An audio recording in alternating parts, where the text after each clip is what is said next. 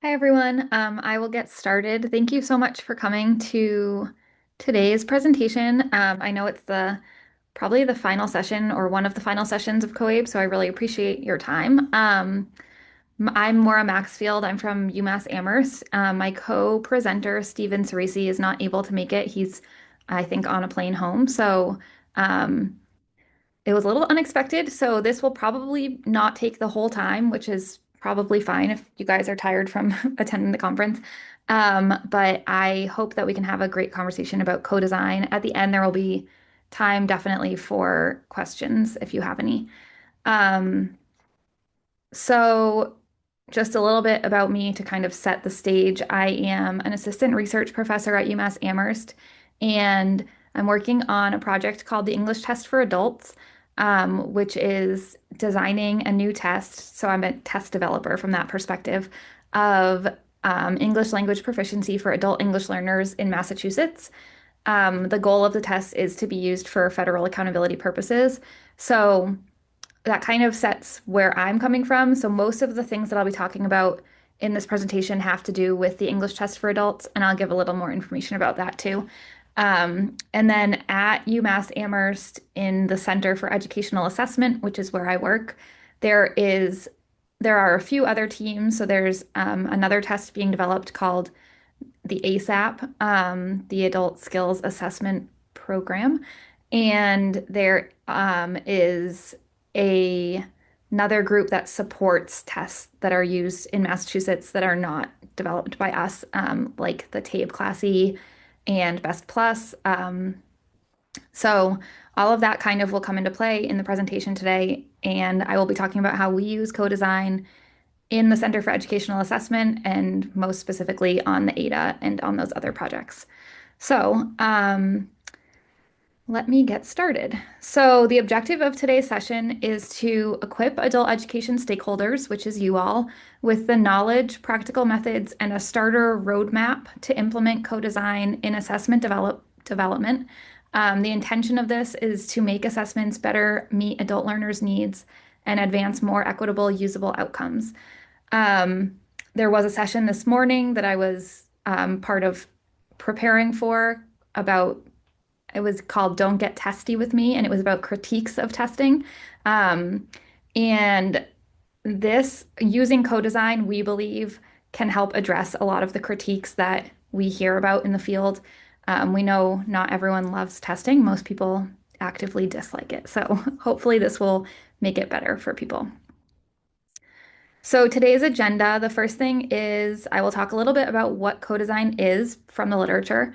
Then I will talk about why we think it's important to involve stakeholders in test development. How have we used co-design principles in our work? I'll talk about three specific ways, and then the lessons that we've learned, and then give you guys a sort of starter idea about how can you implement co-design principles in your work, whether that's test development or something else. It's kind of it's able to be generalized. So before I start, just to tell you a little bit about the lens that we're looking at this through today, as I hinted at, I work for UMass Amherst, and we're developing the English test for adults. So this is kind of the primary thing that I'll be talking about when I am talking about test development. It's a test of English language proficiency for adult English learners, and it's not live yet, so we're in the pilot phase still. It is funded by the state of Massachusetts, so they commissioned us to develop a test for their adult English learners. And it's intended to be used for federal accountability purposes. So we are going to be submitting it to NRS for approval. And it's three tests. We have reading, writing, and then speaking and listening. Our main stakeholders are adult English learners, the students, ESOL teachers, and ESOL administrators.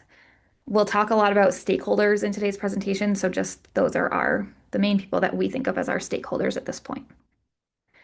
So what is co-design? I have a few definitions. The first is co-design involves multiple stakeholders, including students, educators, educational developers, learning designers, and industry partners working together to design or refine learning and assessment. I think the key words here are working together. The second definition is A way of developing a test that centers the user during each phase of the development process. So that would be the user would be the stakeholder in that instance. It's collaborative and iterative design. It responds to the user's needs to ensure the product is useful and usable. And when done well, it results in a product that is more relevant to users and provides results that are more useful and interpretable. Those all sound great as a test developer. This is a co-design process that I found that the Center for Research Use in Education, Create to Ed, came up with. It's pretty general, so it can be applied to a lot of different things. And their website, which I'm happy to share any of these links, but their website, if you just Google them, has a ton on co-design if you're interested. So I pulled this right from their website. And they have a co-design process that they use in all of their materials that has 4 phases: prepare, ideate and negotiate, prototype and refine, and then mobilize. And they go into like a lot more detail on their website. So that's a very helpful place for resources if you're interested. Okay, getting a little bit away from the literature and just thinking about the difference between developing a test with using co-design versus traditional ways of developing a test. There are 4 main places that we see a difference. The first is that in co-design, you continuously partner with stakeholders versus in traditional test development, you consult stakeholders periodically. So, for example, you might consult stakeholders for standard setting or fairness and bias review, whereas in co-design, you would consult them for those things, but then also throughout the entire test design process, as you'll hear about. The second point is that test developers facilitate the development of the test, but they make decisions with stakeholders' input versus traditionally test developers set the goals and make most decisions. The third is collaborative engagement versus consulting engagement.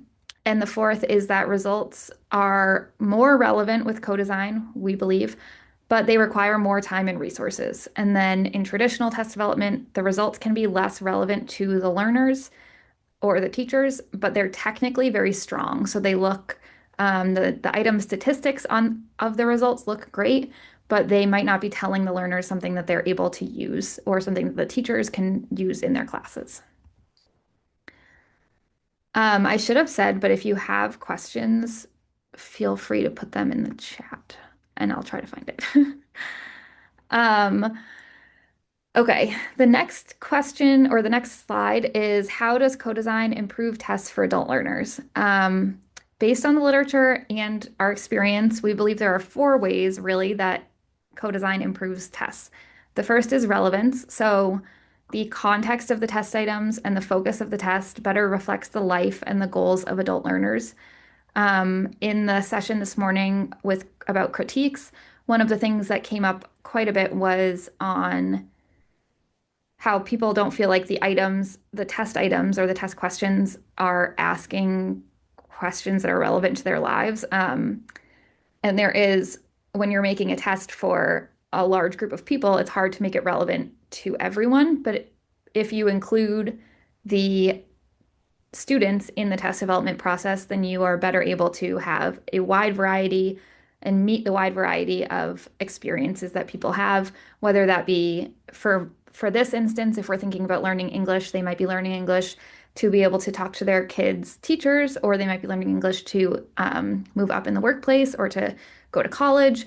And so you're better able to reflect all of those in the test context than if you don't involve stakeholders. The second point is usability. So the reports that we give to students and teachers are more clear and provide feedback to adult learners and their teachers that is useful and relevant. We have heard a lot about how the reports that students get, if they get any at all, don't make sense to them and don't tell them anything really about how they did or what they can work on more. So using co-design can help improve those reports. The third thing is equity. So a broader representation reduces bias and improves fairness. And then finally, better outcomes, clearer feedback supports instruction. And that in turn will lead to better outcomes for learners. So why involve stakeholders in test development? I feel like a lot of what I just said probably indicates that, but just to kind of drive it home, in our work in Massachusetts, so both on the English test for adults and kind of the reason that we were commissioned to make the English test for adults in the first place is because we identified things that could be changed about testing for adult learners. Some of those things are reports of issues with tests, such as they are confusing to use, the material on the test is not relevant to adult learners' lives, and score reports didn't provide actionable information. The next thing is that reports feel disconnected from learning. So students didn't understand how this related to the class that they were taking. Teachers felt frustrated because they were um, the tests were not measuring what the students were learning in class, which relates to the next point, which is that teachers feel the need to teach to the test. Um, Teachers have shared that they feel like the skills that the students are using in class and can demonstrate improvement on are not tested on the test. So then they teach other skills, but it's not necessarily what the students need to know. And then finally, learners feel anxiety about tests. Last night, I was in a program in Massachusetts administering our pilot test, and it was about 100 adult learners taking our pilot test last night, and they were very anxious, even though I explained to them, translators explained to them, and teachers explained to them that it was a pilot. It didn't impact them whatsoever. Um, there was a good chance that the items are going to be not matched to their skill level. Um, but they felt very anxious about what if they didn't do well? Would they have to leave the program? Just a lot of anxiety surrounding this test, and it's hard as a test developer to see that and know that the tests are causing that. So any way that we can reduce that, I think, is important. Um, and then this is just a quote that kind of shares why involving stakeholders is important. So it says, students, for instance, have valuable insights into how assessments shape their learning, yet their perspectives are often only sought once assessments have concluded, limiting opportunities for timely improvement and design refinement. So that kind of highlights the importance of these tests are for students, and so they should be included through the whole process. Um, For our project in particular, these are the kind of the three main reasons that we decided to use a co-design process or co-design principles in our development process. We are experts in psychometrics, not in the content that we are testing. I have never taught adult English learners before, but I know how to develop a test. So I need the help of people who are adult English learners or teach them. We need to understand who will take our test and design a test that is relevant to them. And then more interaction with the stakeholders, both students and teachers and administrators, makes them have more trust in the final product. We want a test that people don't hate taking and that the results can be useful for them. So if they feel like they trust the product, then we think that they'll be more open to using it and more maybe even excited to use it at some point. So just kind of a very general process of co-design is if you start at the top here, you engage with the stakeholders and then you update your product based on what that engagement told you. Product here would be test, but it could be anything. So if you're thinking about making a curriculum for students or anything like that, it could be any product. Then you refine that product, test the product, refine it again, and then re-engage with the same group of stakeholders, but it doesn't have to be the same people, but it could be, more students or more teachers and get more feedback. Um, the next thing I'm going to talk about is how we have used co-design principles in our work. Again, this is on the English Test for Adults and other projects that are going on in our center. And then we'll get into kind of a general framework of co-design. So there's three main places that we have used co-design that I'm going to talk about today: test development activities, score report development, and then resources for tests. The first one is test development activities. So test development activities is definitely our longest and biggest place that we've done co-design. So this is going to be kind of the longest of these three. We have three places in our test development that I'm going to talk about where we have included stakeholders. The first is focus groups. We've held two sets of focus groups with our target population, who are, again, adult English learners in Massachusetts. The groups were voluntary, so students had the option to join or not. Participants were reached out to via their teachers, and participants were compensated for their time. So the first focus group that we held, we had 41 participants in smaller groups, and it was an hour long. The goal of the focus group was to find out about learners' digital literacy experience and their experience with tests. The purpose of this was kind of towards the beginning of the project when we were figuring out what the platform, how we would deliver the test. So we wanted to understand what digital literacy skills people had or hadn't had experience with, and then what they had experienced with regards to tests before. So if they felt very anxious about them or if they didn't like certain things about them. Um, so we had, again, 41 participants and they had three native languages, the group. So we had 20 students whose native language was Portuguese, seven whose was Spanish, and one who was Haitian Creole.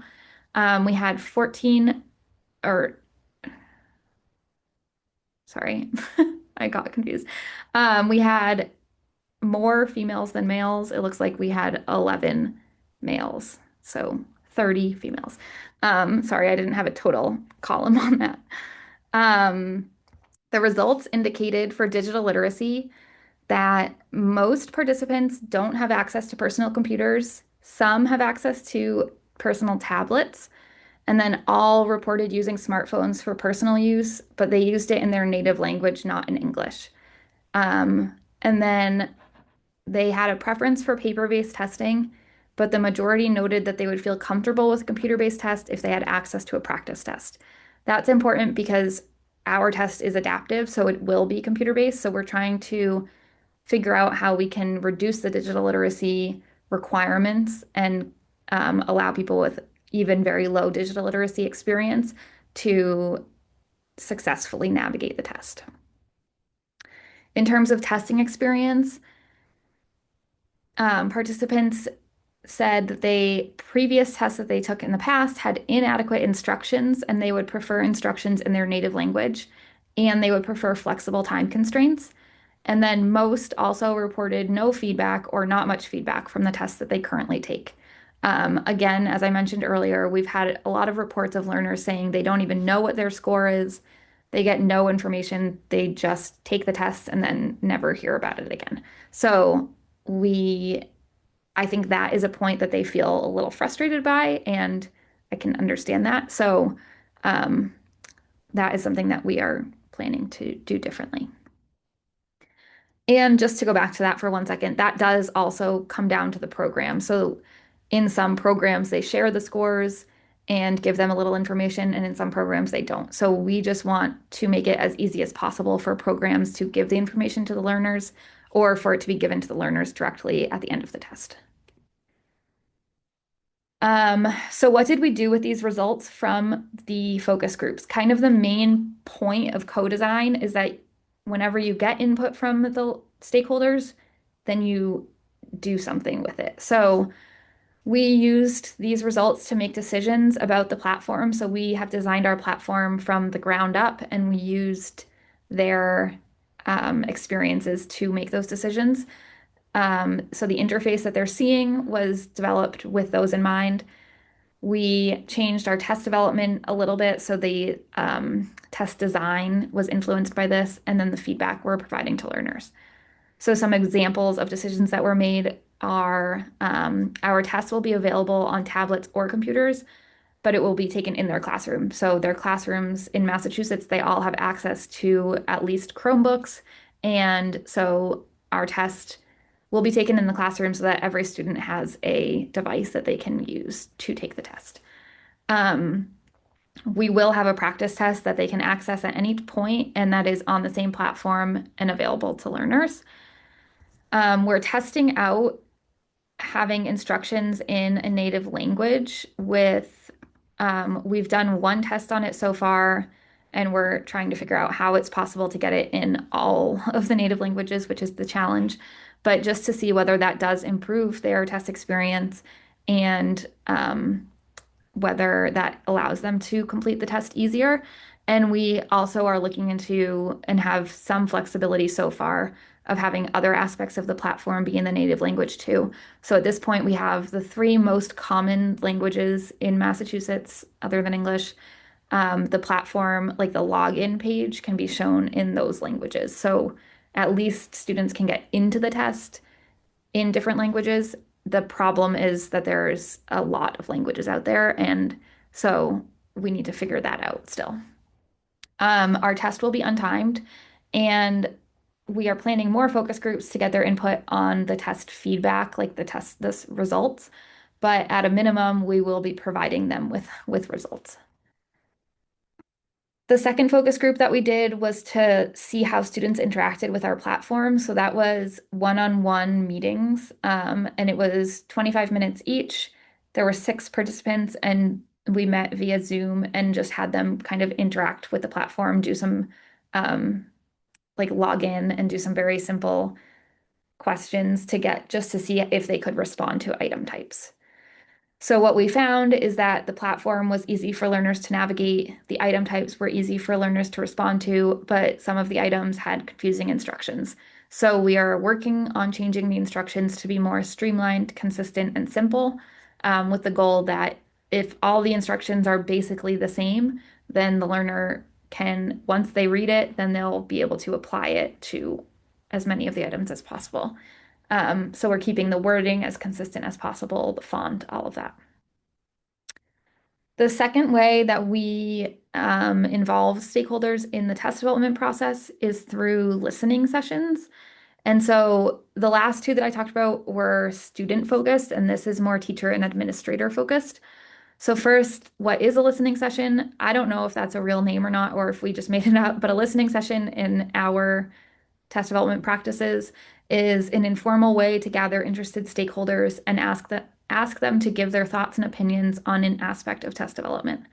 So we have been conducting listening sessions for teachers and administrators in programs who will use our test. We have held 3 listening sessions so far. I think we've actually held 4, and attendance has ranged from 25 to 60 on those listening sessions.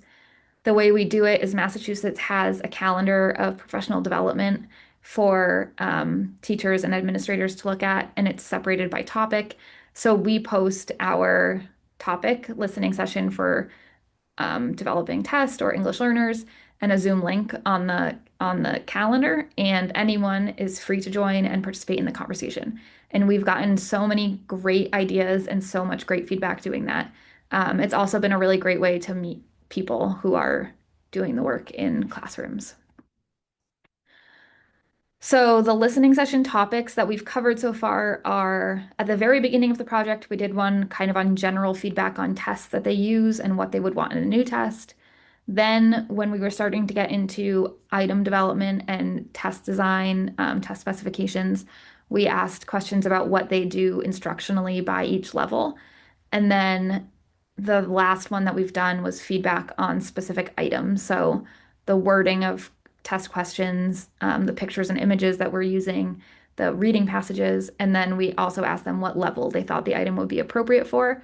With English learning or the standards, the NRS standards for ESL, there is no set text complexity by level. So that has been a little bit of a challenge where we're finding that some classes have different understanding of what a level 2 text complexity should be.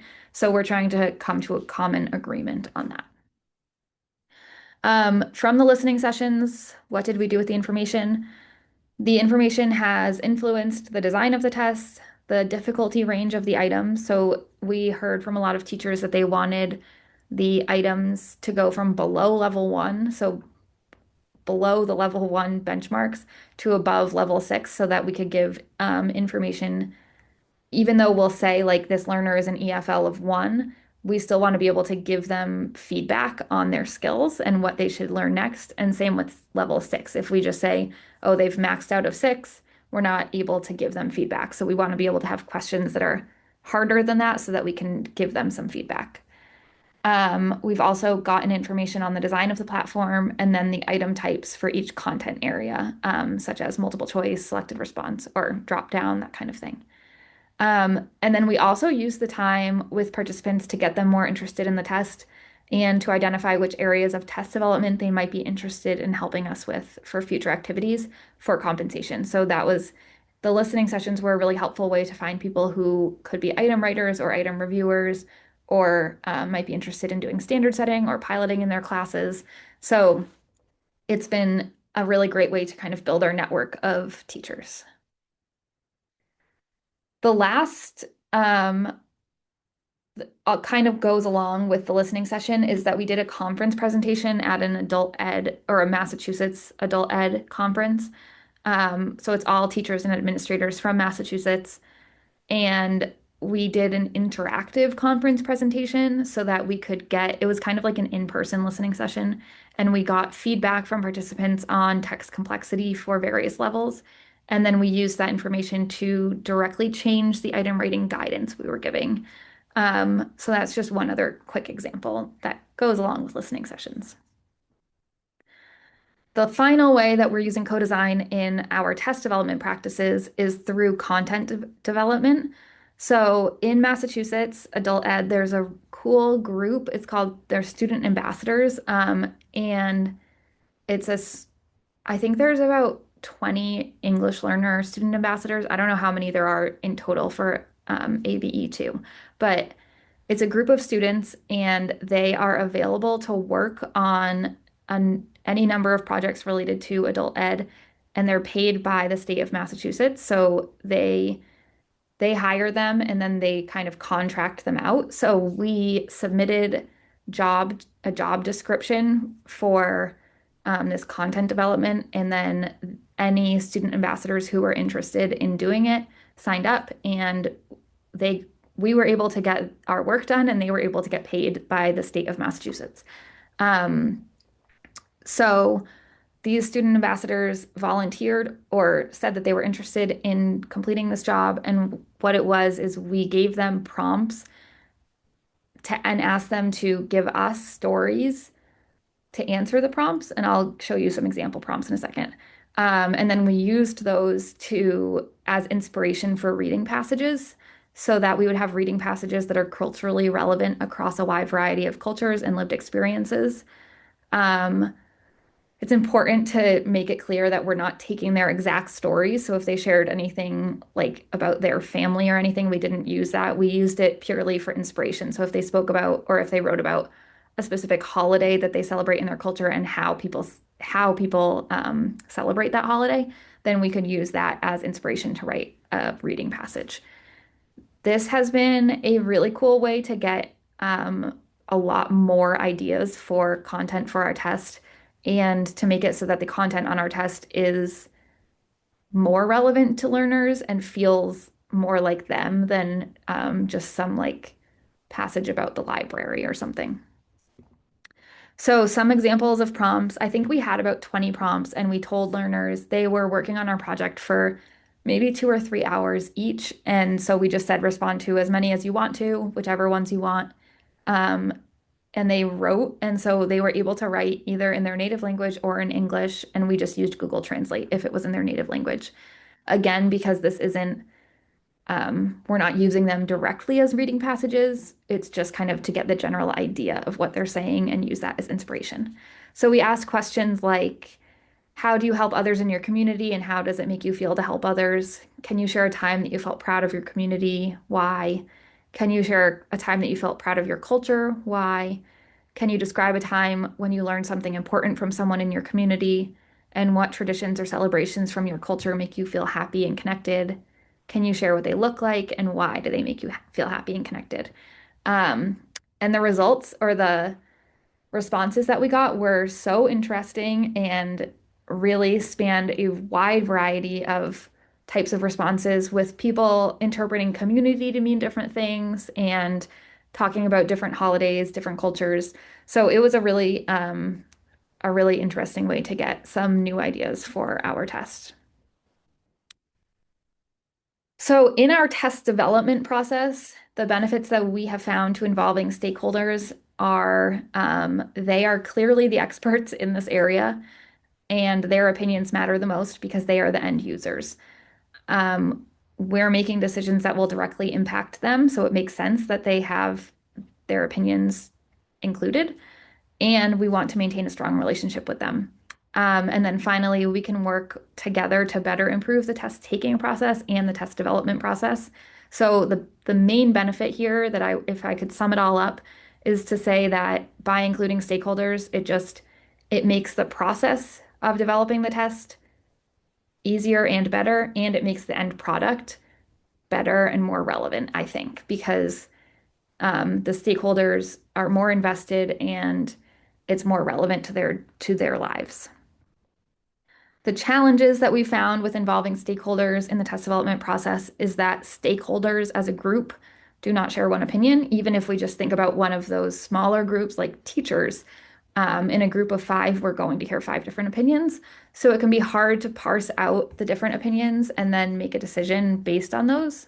Oh, hi, Steve. My co-presenter has joined me. Um, it can also be difficult to get a group together, a group of stakeholders together, and that's where we found using the drop-in method for listening sessions worked very well, that I spoke about earlier. So those are the challenges. The challenges to involving stakeholders do not outweigh the benefits that I talked about in the last slide. We've seen great benefits. So, from their own words, this is an adult ed teacher who was involved. She's been involved in many of these co-design activities that I've discussed so far. I asked her, how do stakeholders benefit from being involved in the test development process? And she said, stakeholders benefit from being involved in the test development process because they all are aware of of what the test is intended to measure, how and why it was designed in the way that it was, and also who else was involved in the creation process. There's also a sense of ownership if stakeholders are involved in the creation as opposed to it just being a test that's imposed by some outside presence. And if something about the test needs to be changed or revised, there's a group of stakeholders involved who can work together for those changes. So I think that speaks to what I was saying earlier about developing a relationship and maintaining a relationship with the people who will be using your test. It's helpful to have people who believe in the test, and it's not just some like curious black box that no one understands, because they've been involved at every process or every step in the process. So they know what has gone into making sure that this test is developed intentionally.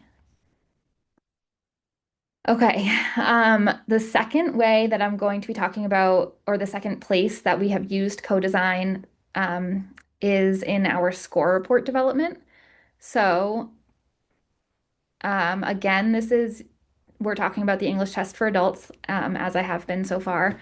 And in developing score reports, we heard from so many people.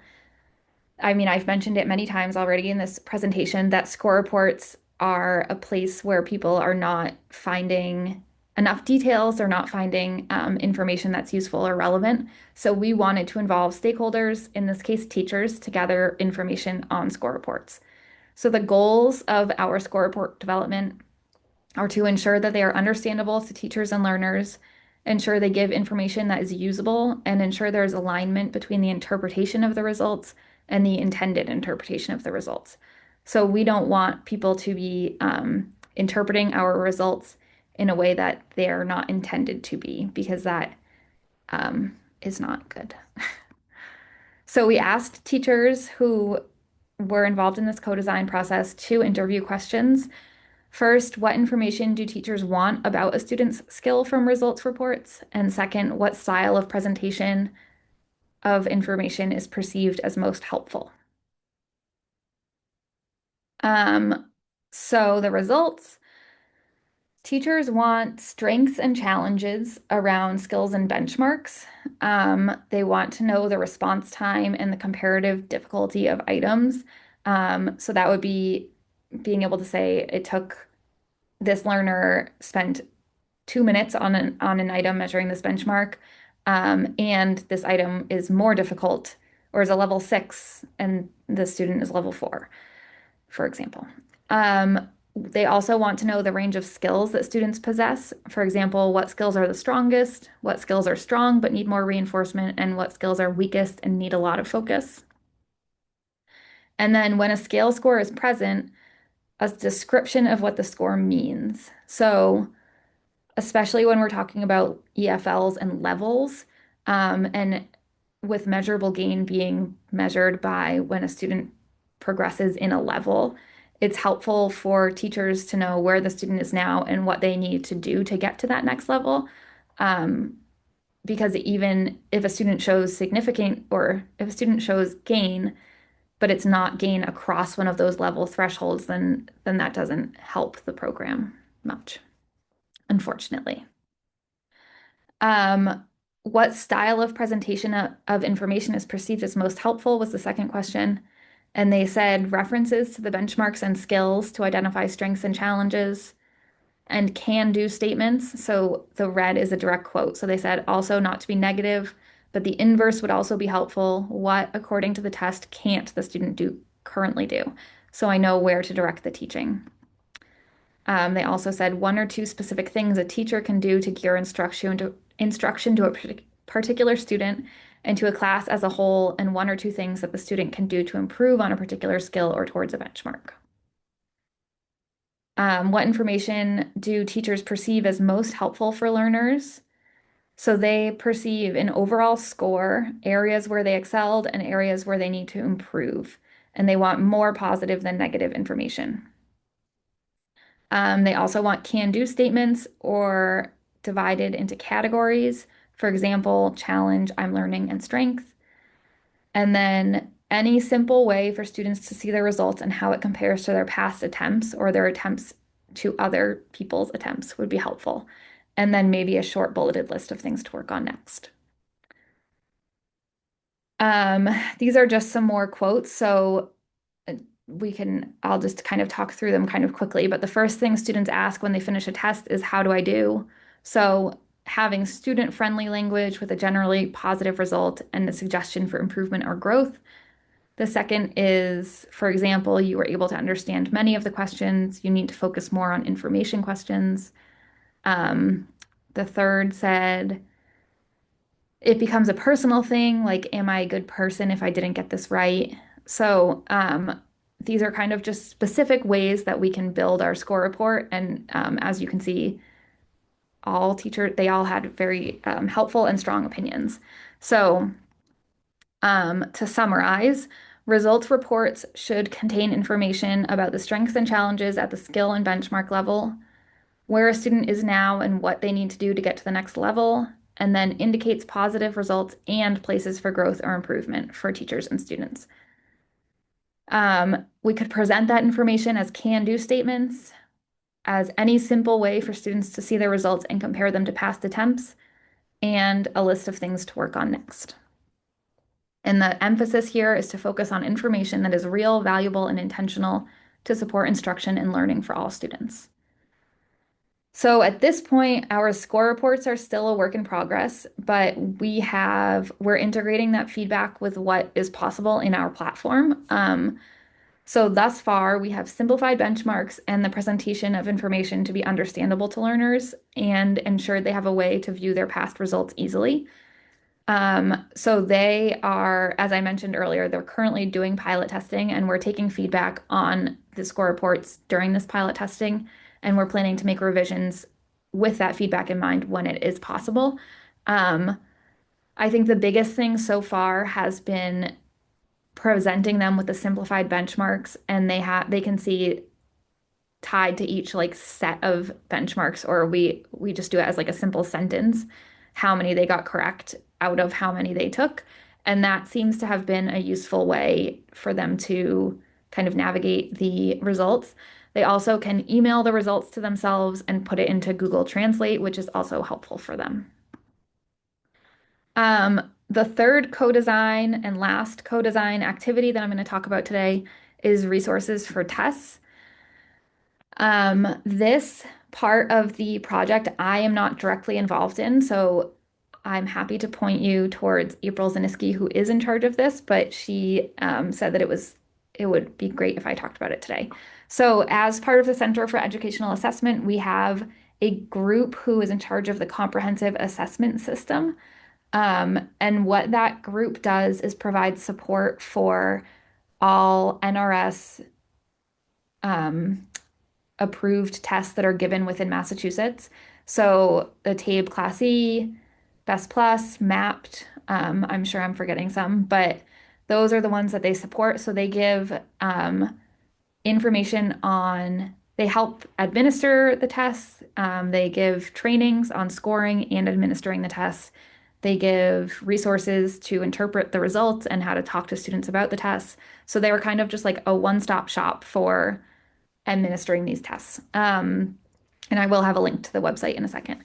So the three main kind of goals of the comprehensive assessment system are to make assessment more student and teacher centered. Assessment should not be done to students, but with students. To create a comprehensive system of resources, trainings, and content for adult education practitioners covering every aspect of the assessment process, and to promote assessment literacy, value, and conversations with students about assessment in the classroom. So the ACLS Test Help blog is where you can find all of this information. This QR code will take you there. Basically, this whole test help blog is a work of co-design. So all of the resources that you'll find in here were developed because through working with stakeholders, it was found to be something that was needed, and then they were developed and kind of iterated on with stakeholders. So one example is the Good to Know assessment guides, which they have for the NRS assessments that are given in Massachusetts. And they made these. This QR code will take you to them. So this is the example one for the Class E reading. And what these are, for each test, there's a good to know guide for students and for teachers, and they have them in multiple languages also to give to the students. And it tells, like, these ones are the student one for the Class E reading. So it tells them what the Class E reading test is, what is a test, what will it look like when I'm taking the test, what will the experience be, and it shows, like, you can see the test booklet, the answer sheet, and the computer screen. So these are designed as a way to, based on what teachers were saying students needed, these were designed so that now teachers have a direct resource that they can give to students or that they can pull up on their screen in class before the tests and explain to students what's about to happen. And then there's also one for teachers that gives a little more information for them and gives them more talking points about this document. So the Good to Know guides is an example of one of the co-design things that have come out and that you can find on that ACLS test help blog that I shared a second ago. Okay, so in all that co-design work, what lessons have we learned?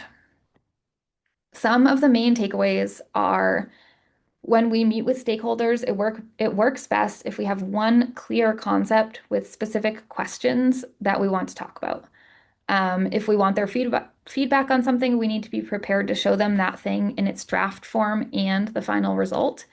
That can be hard to do, especially if you don't, when you're getting a bunch of different opinions, if you take someone's opinion and not someone else's, then to show them that you chose someone else's opinion or went in a different direction can be something that a conversation that you have to have. Another takeaway is that we are committed to taking their input and using it to make decisions and changes. And then logistically, the drop-in method over having specific committees has been more effective for us in getting a wider variety of voices heard for our work. And then the last takeaway here is that people want to share their knowledge and opinions and are happy and excited to give us their thoughts. So now thinking about how this can be applied in other places. So how can you use co-design principles in your work? Again, looking at the process that I discussed earlier, the general process is to engage with stakeholders, update the product, refine, test the product, refine again, and then keep going. So then you re-engage, update the product, etc. Um, there are I broke it down into 4 steps that I think would be a useful way to think about this if you are interested in doing co-design. So the first is to identify the project you want input on. I say project because um, it could be a product like a test, or it could be a curriculum, like I said earlier. You might be interested in doing good to know guides or something like that for your classes or state or whatever.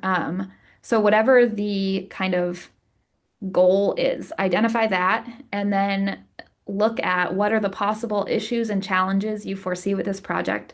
So thinking about the English test for adults example, one possible issue that we saw from the very beginning was digital literacy as being a challenge. So we decided to focus at least some of our stakeholder interaction on that challenge. What are the decision points that you have control over? So there are some things, for example, I'll just keep going back to the English test for adults. We don't have control over what the benchmarks are that we have to measure. We have to measure what NRS says we have to measure. But we do have control over what the platform looks like. We have control over um, what types of items we're using. And then the third question is, in the process, where can you reasonably involve stakeholders? And that kind of gets at a logistic question that we'll get to in a second. So the first step is identify the project you want input on. The second is identify the stakeholders who will be impacted. So who are the end users of the product and who will be impacted by decisions that you make? What ethical or representation issues are you working with? Which stakeholders would be the most helpful at each decision point? And what input are you reasonably willing and able to take? So you're going, at least we found that we got some ideas that were kind of big, very big ideas, great ideas, but we're not reasonably able to take those ideas and apply them in our test. So knowing that from the onset is helpful. Identify the resources that you can put towards co-design. So who can help you conduct co-design activities? What time do you have to commit to co-design? And what will you do with the information you gather? Um, the time is both in day-to-day time and then also the project timeline. So if you think about it and you say you would love to have input on something, but it has to be done in a month, then trying to gather stakeholders, get their information, summarize it, and then make decisions in that month might be tight. So it's helpful to kind of have a long timeline where you can apply some of these co-design principles in longer chunks of time, I guess, is the point. And then understand which stakeholders will be able to help at each decision point. So some examples that we found were that learners were helpful to give feedback on the product, interaction with the product, content, especially for us working with English learners because there was a language barrier between the team of test developers and the learners a lot of times. It was hard to get kind of abstract ideas. So we had to focus our learner information collection on specific things, like asking about specific parts of the computer screen or that kind of thing. That was just some troubleshooting that we figured out along the way. For educators, we found that having them translate classroom relevance and give us information about student supports was really helpful. And then administrators have been really helpful in the big picture administration. So when you identify what the problem is and what stakeholders you will be working with, then understanding which stakeholders will be able to help at each of the separate decision points is helpful. I'm happy to answer any questions, and my co-presenter, is here, but he might be at the airport, so I don't know if he'll be able to answer any questions. But these are just questions for all of us to think about moving forward, which is how can testing agencies ensure that stakeholder participation and collaboration in co-design is not merely symbolic or tokenistic, but rather empowers stakeholders to meaningfully shape the final project product? And how can collaboration and co-design processes balance diverse and sometimes conflicting interests of stakeholders while maintaining a focus on equitable and valid assessment outcomes for all learners? Thank you again for coming to the presentation today, again, with it being one of the last of COABE. I really appreciate it. Thanks also to the rest of my team. Yeah, I'm happy to take any questions if anyone has any.